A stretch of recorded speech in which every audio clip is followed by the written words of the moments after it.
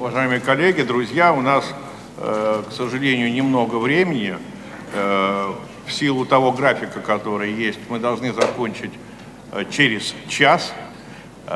И поэтому мне очень хотелось бы вам представить верховного комиссара ООН по правам человека Пиллай, госпожу Пиллай, которая очень коротко выступит с некоторыми тезисами, а потом с удовольствием ответит на ваши вопросы. А она предупредила, что хотела бы, чтобы была дискуссия, чтобы можно было поговорить со студентами. Ну, естественно, идет запись, это будет выложено потом на университетских каналах, YouTube и не только. Поэтому мы можем дать возможность ознакомиться с мыслями госпожи Пиллай и другим нашим студентам и преподавателям. Я так понимаю, что у нас перевода... Будет перевод, да? Или на английском все дело? Будет перевод, да? Таким образом, я с удовольствием еще раз представляю вам Верховного комиссара ООН по правам человека, госпожу Пиллай, и предоставляю ей слово.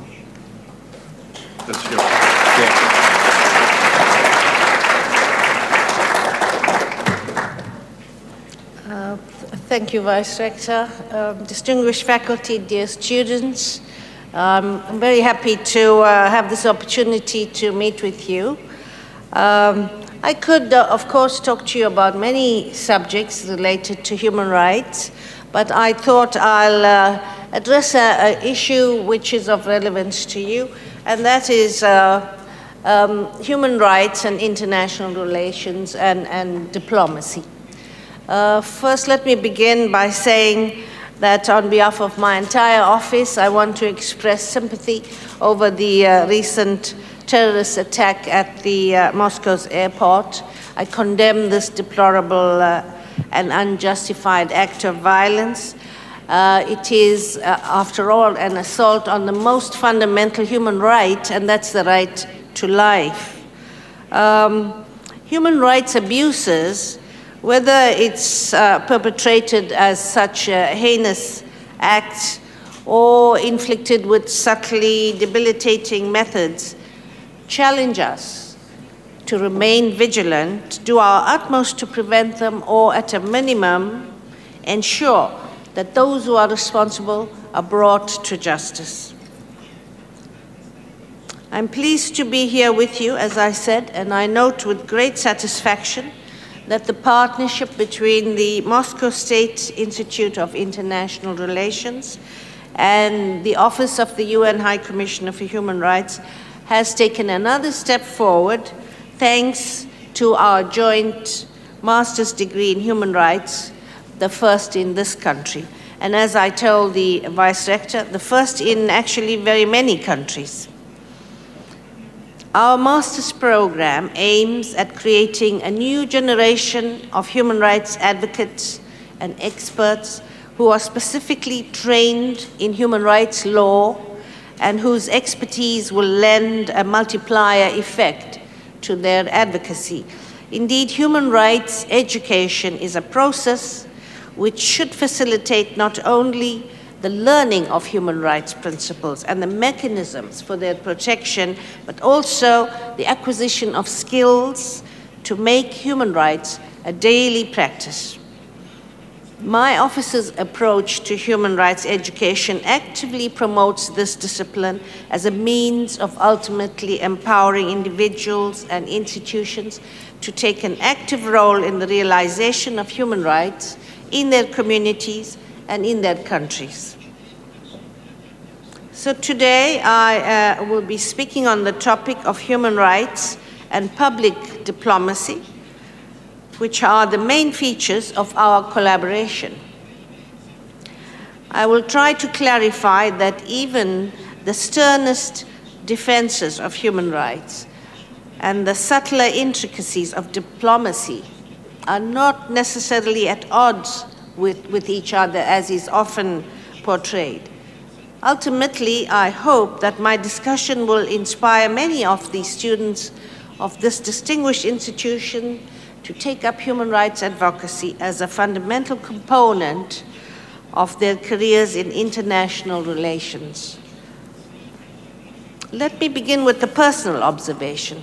As both a former judge and a former activist, I have alternated between the deliberate pace of legal proceedings and the passion of public advocacy. As High Commissioner for Human Rights, I do both now. I am also finding my way through a third course of action, which is private diplomacy. Unlike legal proceedings and public advocacy, diplomacy often takes place behind the scenes. It is a powerful tool, but often its power is not visible.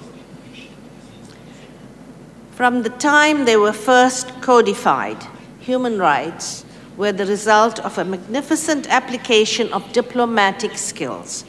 The 1948 Universal Declaration of Human Rights, the document that lies at the foundation of human rights jurisprudence and advocacy, was indeed the outcome of intense negotiations, hotly debated options, and quietly found compromises, sustained by clarity of purpose and, crucially, a willingness to find common ground.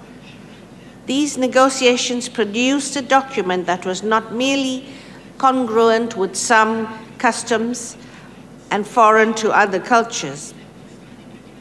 Rather, the Universal Declaration drew its universal principles from many diverse traditions, and it made them more robust through a uniform codification.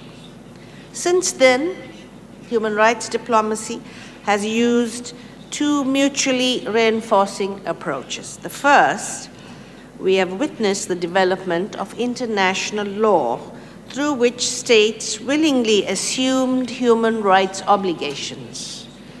This development proceeded hand in hand with the creation and continuing expansion of a system of human rights monitoring mechanisms.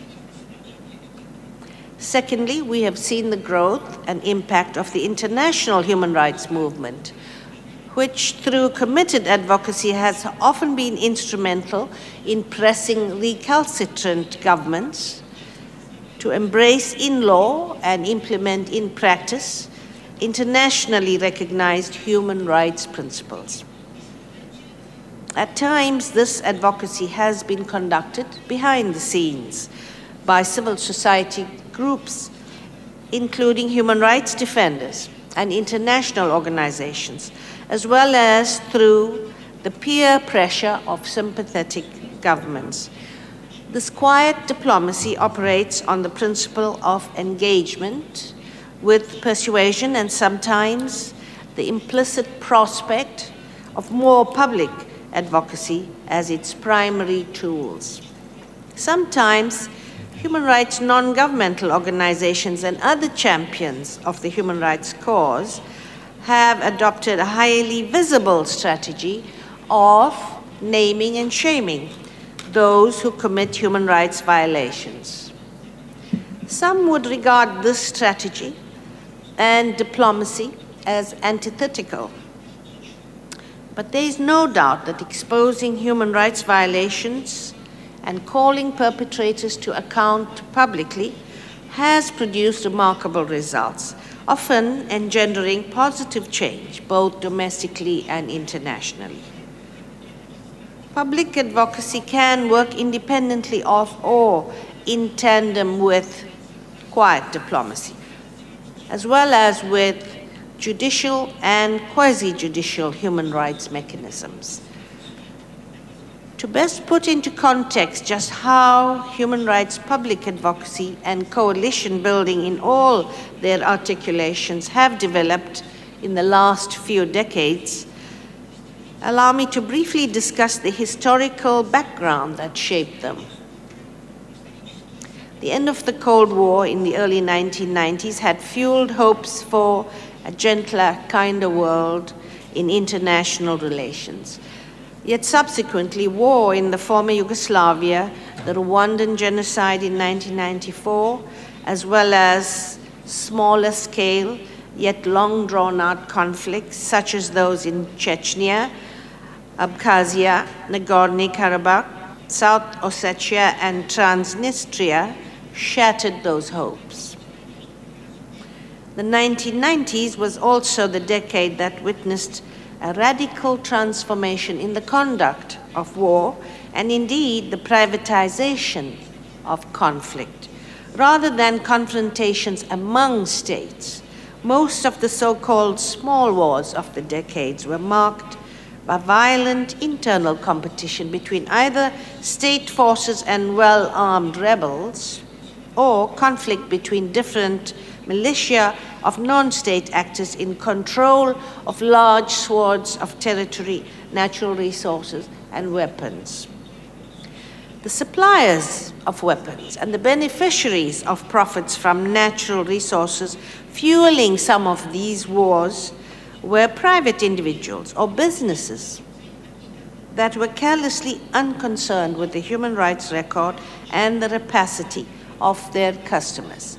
So tragically, the victims of these conflicts were increasingly also private individuals, civilians, caught between the contenders or deliberately targeted by belligerents. Widespread, gross, and systematic human rights violations recurred in virtually all of these conflicts. Crimes against humanity, ethnic cleansing, war crimes, and even genocide also tragically marked that decade. But these were also the years in which large-scale humanitarian and human rights advocacy campaigns led by like-minded states, international organizations, and non-governmental activists were launched in response to the atrocities.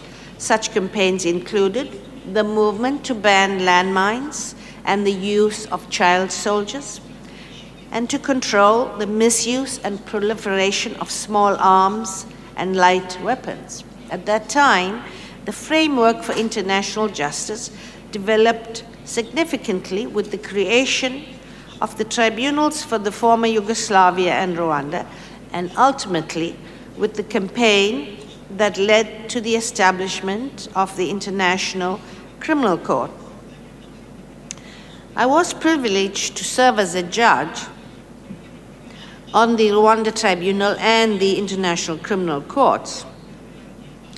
These courts were rendered justice for victims of serious crimes of genocide, crimes against humanity, and war crimes. And it is well known that these groundbreaking advances in international criminal justice were largely the results of the efforts of civil society. We all know that there was a 60-year gap after the Nuremberg Military Tribunal when there was no international mechanism to end impunity for serious crimes, usually committed by political and military leaders.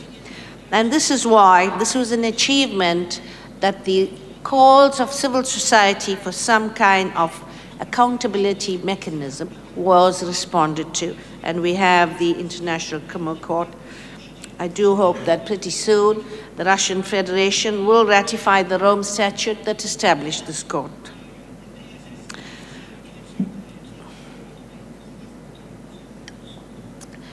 Now, this is a background against which the post of the High Commissioner for Human Rights was created by the United Nations in 1993, much as a result of public human rights advocacy at the Vienna World Conference on Human Rights. Since then, the Office of the High Commissioner has progressively expanded its operations. With regard to outreach strategies, our efforts have unfolded both internally and externally, both proactively and reactively, both publicly and quietly, and both as a standalone outreach strategy and in partnership. Let me offer a few concrete examples of how we work. Now in Togo, last year, the government of Togo requested the OHCHR office to assist in the run-up and during the 2010 presidential elections.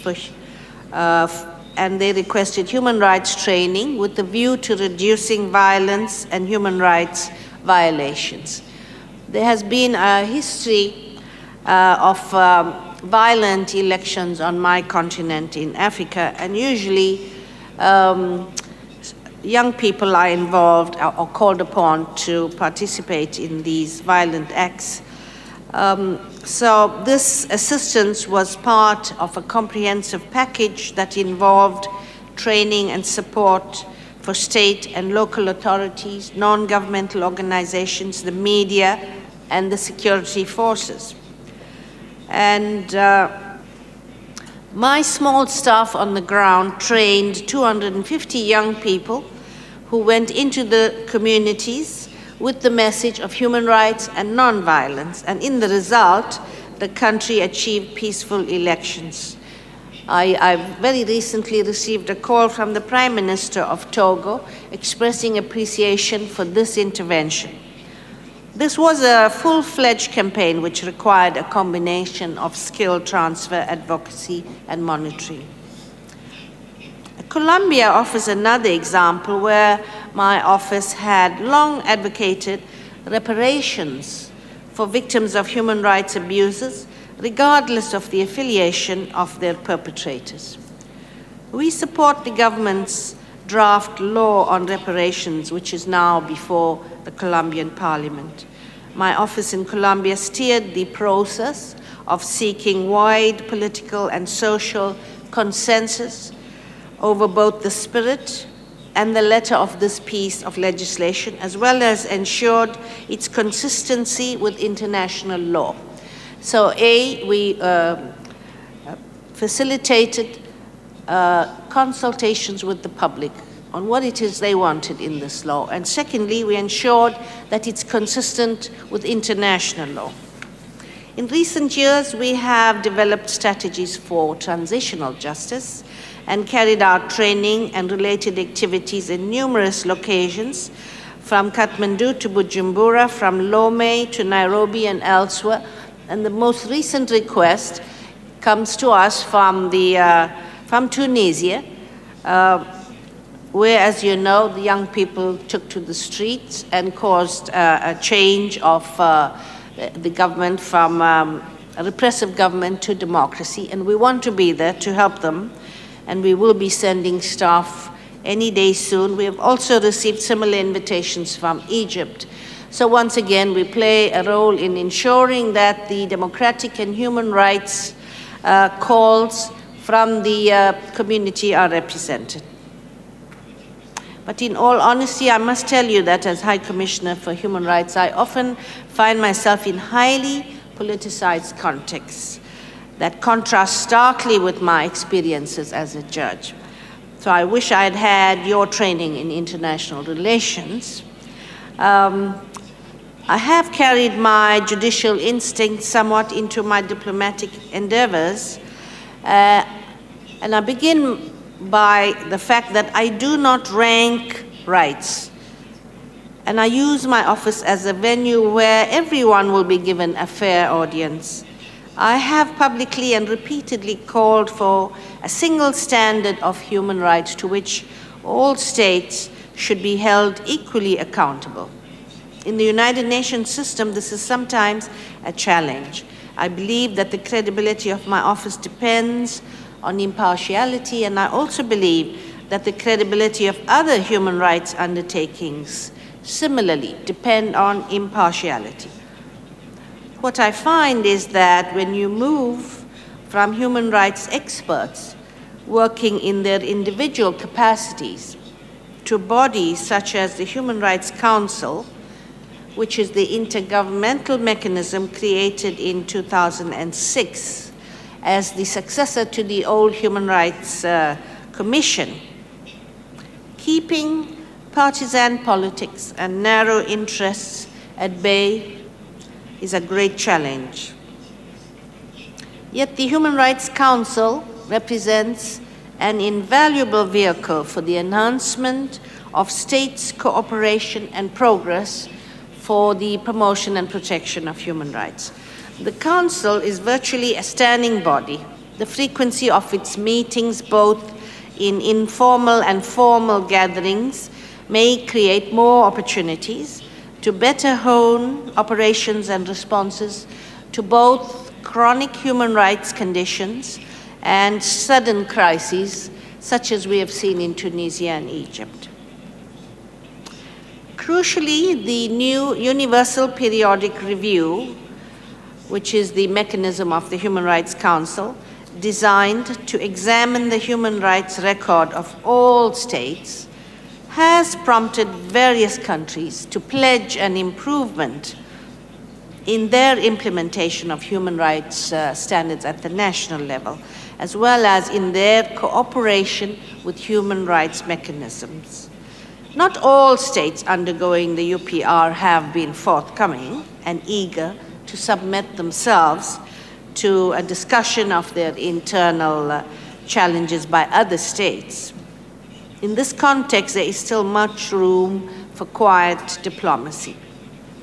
The UPR will be effective if states implement the recommendations made to them.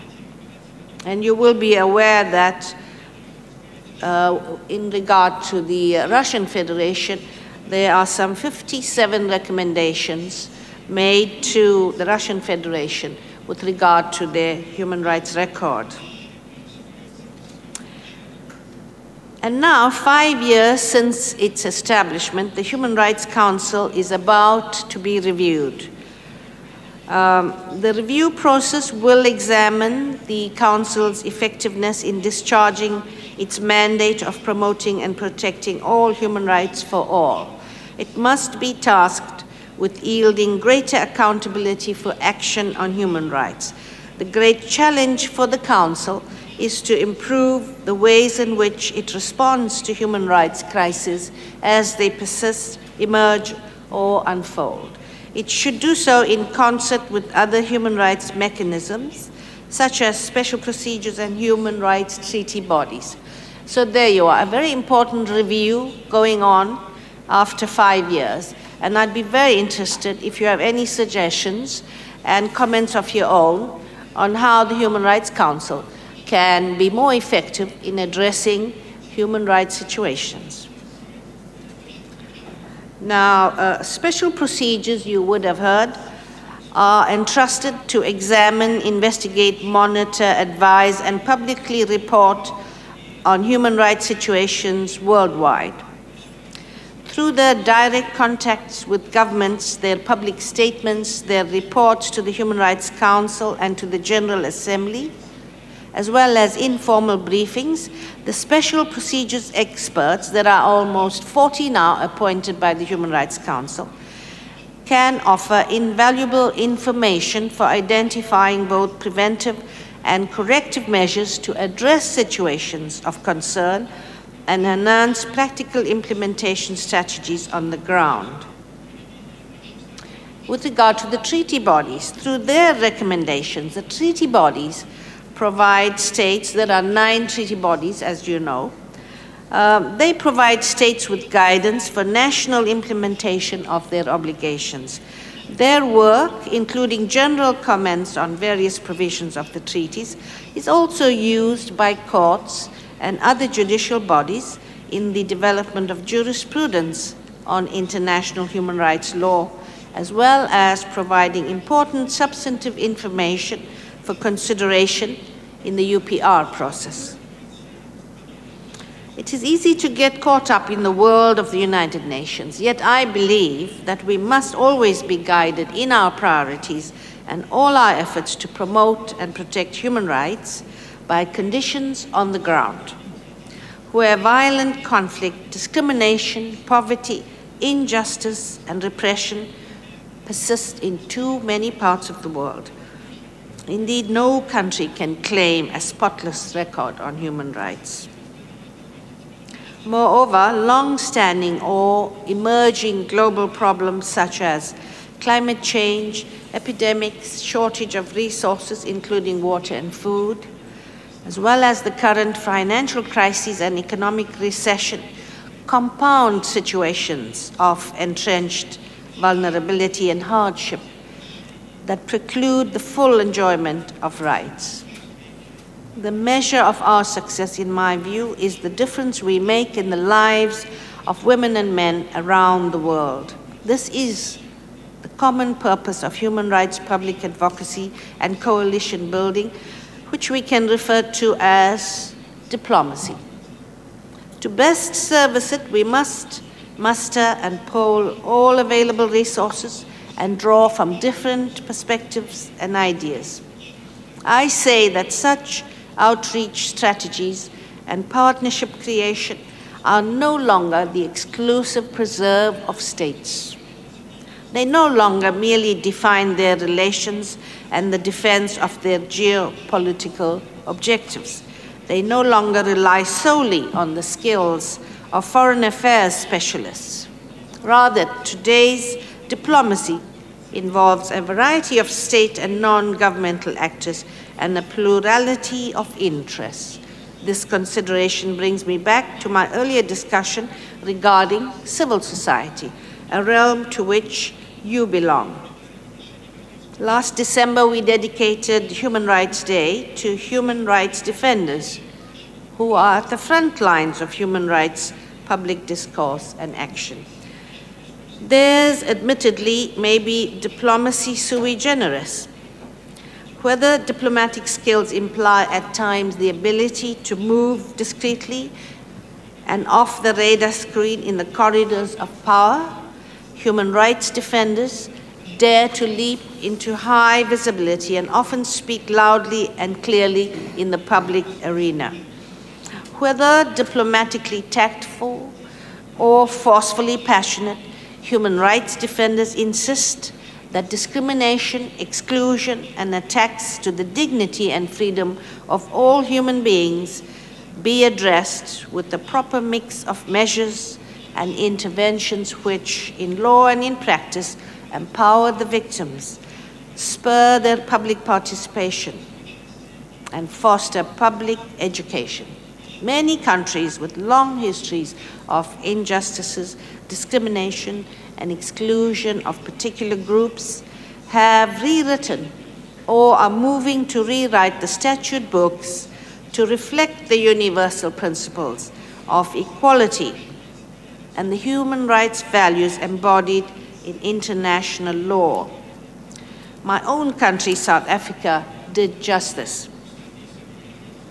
To be sure, human rights and their advocacy continue to withstand the test of history and win over supporters every day, while dictators keep falling and their ideologies keep fading. But we must remain vigilant against assaults upon the rights and freedoms of human rights defenders.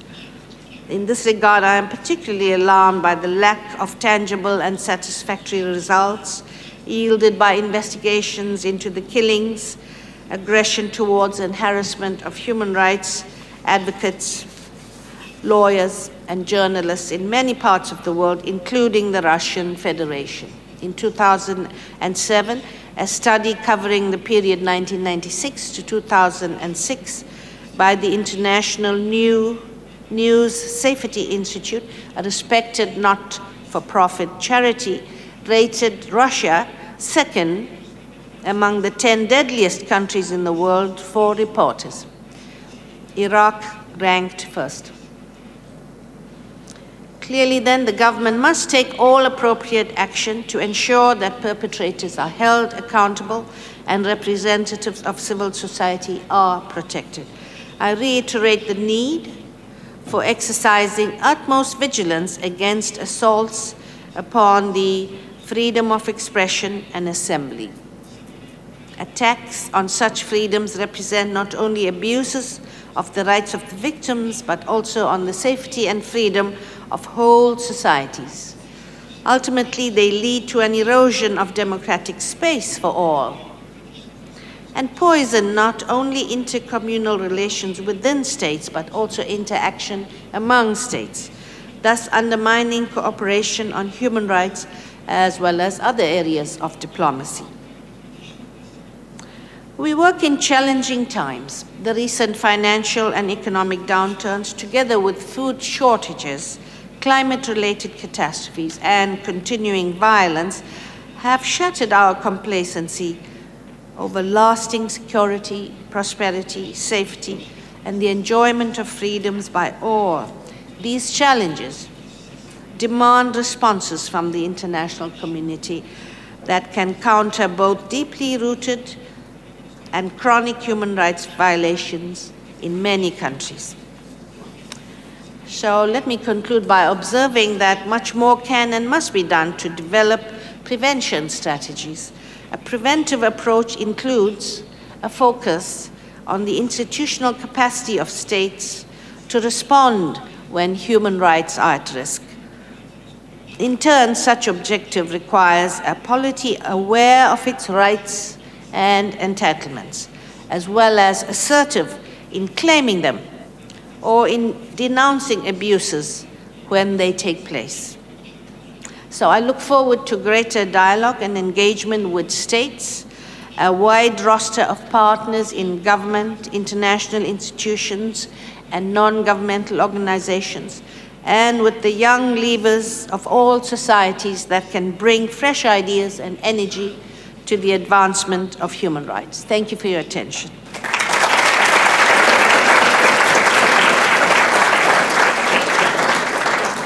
Thank you very much, Mrs. Pillai.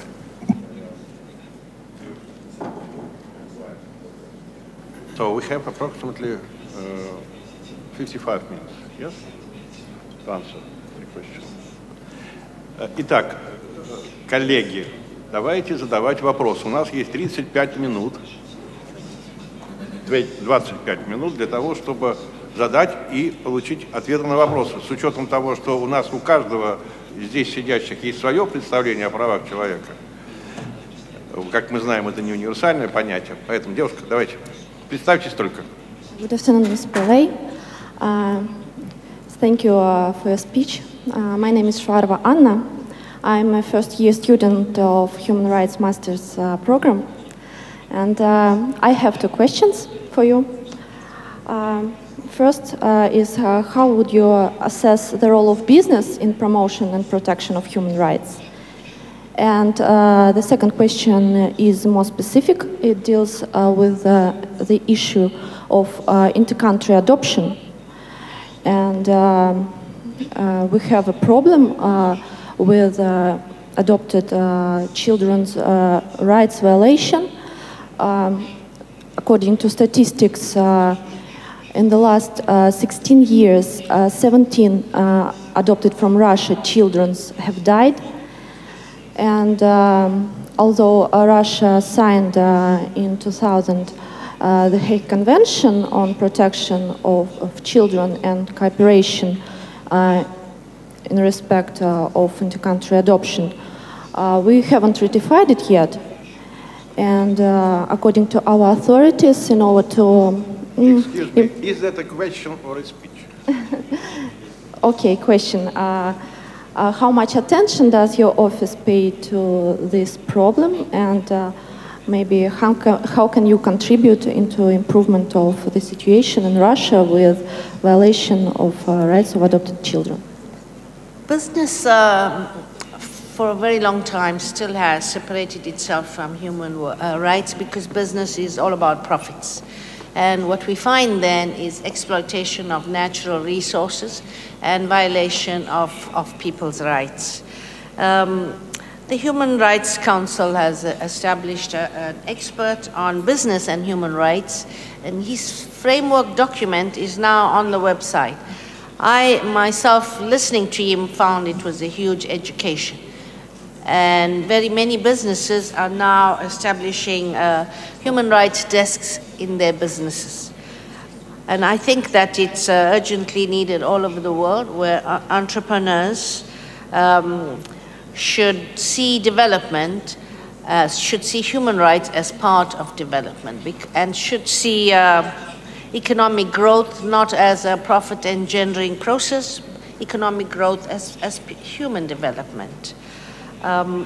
I think that there is a need also for this kind of understanding on the part of states. I come from the South, I come from a developing country, and we see how multinational companies, sponsored by their governments, do trade in our countries. So it's without a care about whether they're plundering our forests and our waterworks and just taking our natural resources out of the country. There is a great need, and thank you very much for highlighting this. I hope that all of you would focus on this. We need business. We have to have economic growth. But can't they embrace a human rights approach as well? With regard to the forced abduction of children here in Russia, so you are not the first person to raise that with me. The NGOs did it as well. I'm going to refer this to the experts who deal with children, because they can come into a country, examine, document, and make recommendations. But each and every one of you can make recommendations on how you think your own government should intervene in this problem. There are very many treaty bodies, such as the Committee on the Rights of Children. I'm urging the Russian Federation, for instance, to ratify the optional protocol on the Convention on the Rights of the Children. They haven't done that yet, so I'm urging them to do that. When we do that, then the complaints procedure will kick in. So thank you for both your questions. Mrs. Pillay, my name is Andrei Leshukov.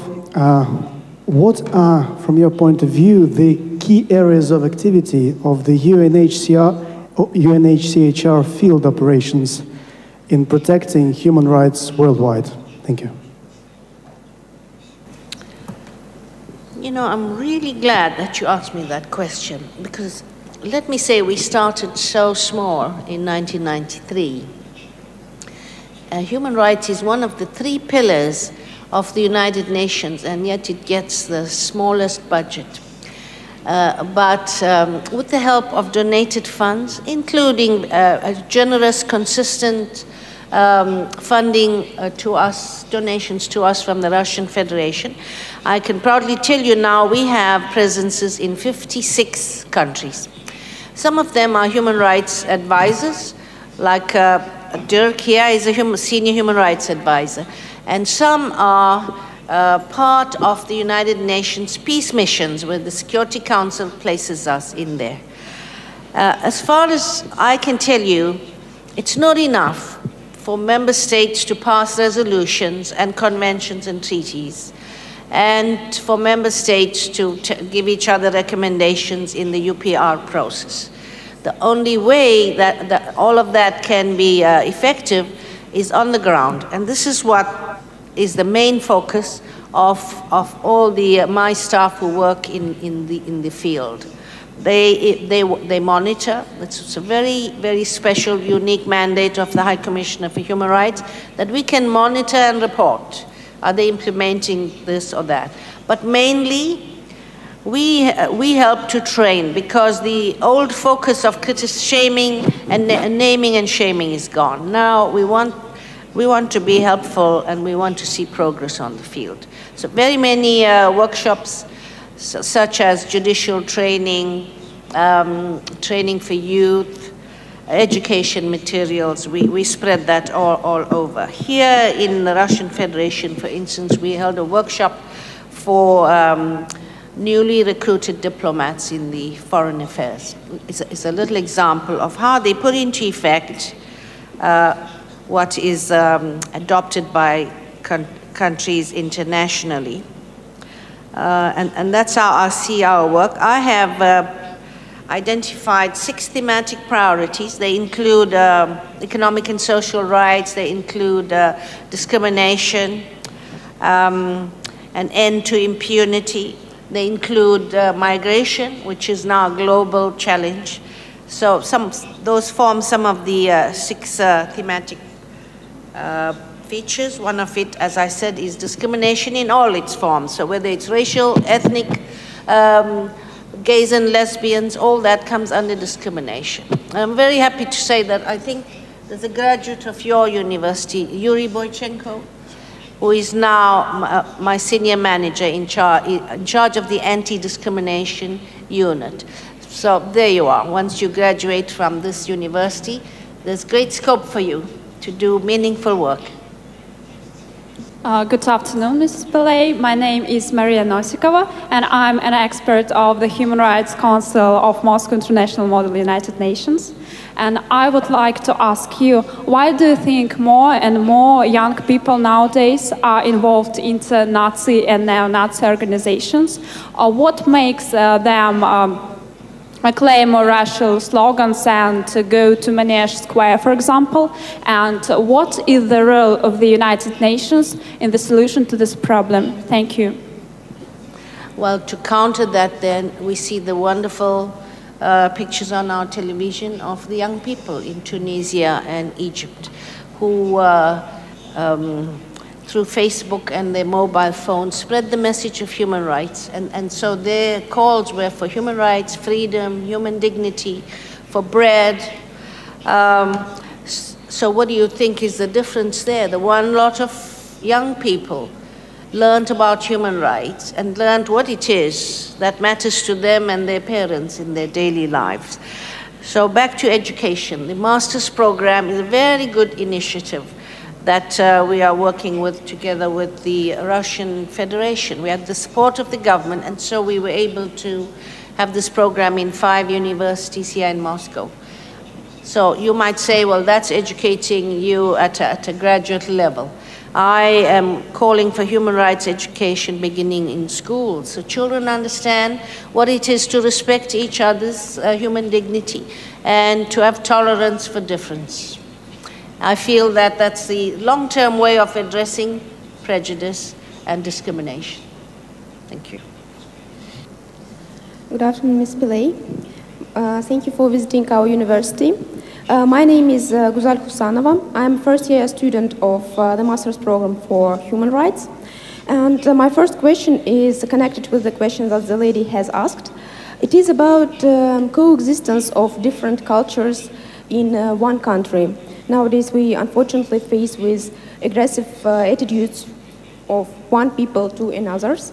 So what is your opinion about reconciliation of different cultures in multinational and multi-confessional countries? And my second question is about Central Asia. May I take your assessments concerning to the human rights situation in the former Soviet republics in the Central Asia? Thank you. Well, your question on coexistence of cultures is very much a topic here because I've been listening to President Medvedev talk about and promoting multiculturalism. And some of the arguments he makes in support are key human rights principles. He talks about respect for ethnicity, and he talks about tolerance of all cultures.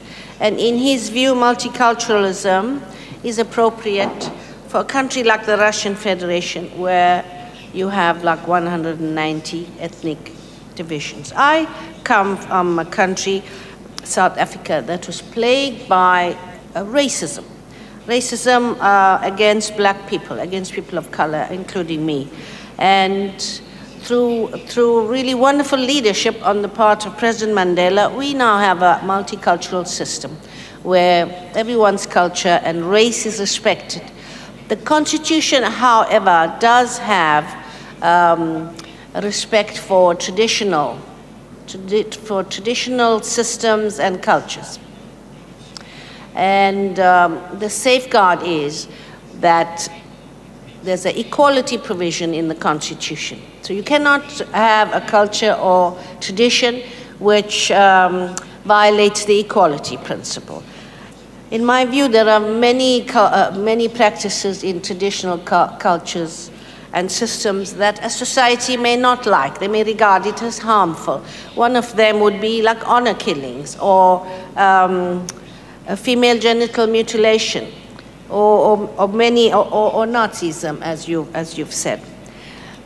So a respect for all cultures, but still I think society has a right to control what is harmful. and prostitution of children or abduction of children is harmful. If people claim it as a culture, you're not going to allow that.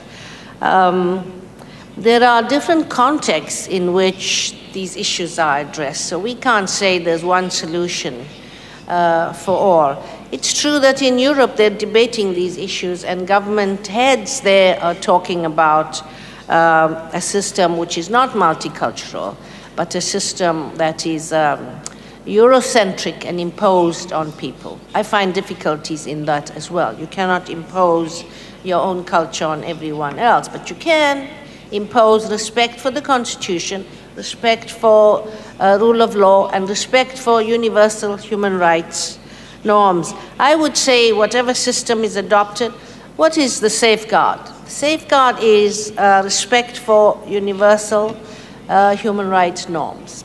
If everybody respects that, you can live in any one of these cultures. And I agree with you that then will lead to reconciliation where there has been conflict. An example would be my country. Just 4 or 5 days ago, I was in Gaza, which is really still suffering under the blockade. I went to the schools, and these girls were being taught human rights education by their teachers. And it was wonderful to see the answers coming from these 8-year-old girls on reconciliation. They staged a little schoolyard fight amongst themselves, and the third child intervened and said, you have to talk about these things, don't just fight. You have to have reconciliation and tolerance. So important to get these messages across. Human rights situation in Central Asia does trouble us. We have teams now in the Kyrgyz Republic, and we have an office in Bishkek. And really my senior staff are here will give you much more information on what our offices are doing there. Above all, we're really helping. We're helping to set in place democratic systems. We're helping the authorities to draft good laws. And we're helping to strengthen civil society organizations. So, I mean, you'd think there's a real conflict that the Office of the High Commissioner does both, but we do both. We help states and we help civil society organizations. Thank you. Good afternoon, Ms. Pillai. Thank you so much for the lecture and for the answers. I'm Kristina Kashfulina, the second year of the International Relations Faculty. Could you be so kind to answer the following questions? For sure, human rights protectors perform invaluable work and service, but what are the legal guarantees for their security? Because there are numerous forces opposing their activities, as far as we know. Thanks much.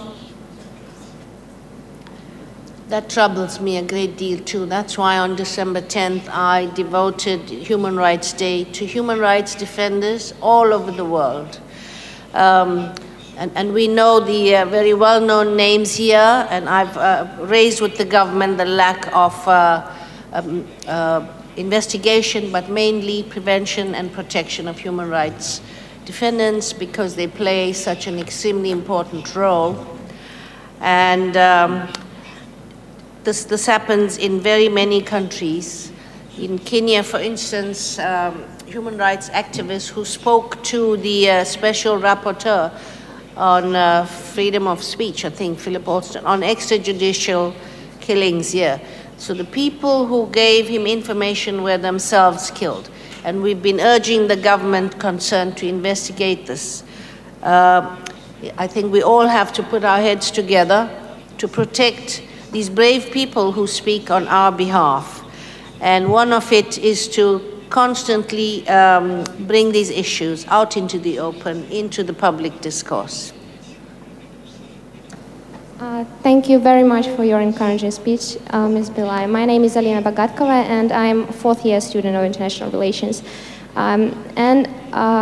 My personal belief is the contribution of the United Nations to the protection of human rights is immense, and I can assure you that the youth is really concerned about the protection of the human rights, because the committee of the Human Rights Council is one of the most popular committee at the Moscow International Model UN. But last year I visited and I participated in the Geneva International Model UN, And we had an opportunity to visit the real sessions of the HRC. And there was a delegate delivering a speech, and what we, the students, were impressed with, that actually the half of the delegates there were absent. The others were talking with each other and were not really listening to the delegates. And all the other groups that had an opportunity to visit these sessions of the HRC in the previous days and after us, they noticed the same indifference. Could you please comment on this? I wish I was a judge again and can punish people.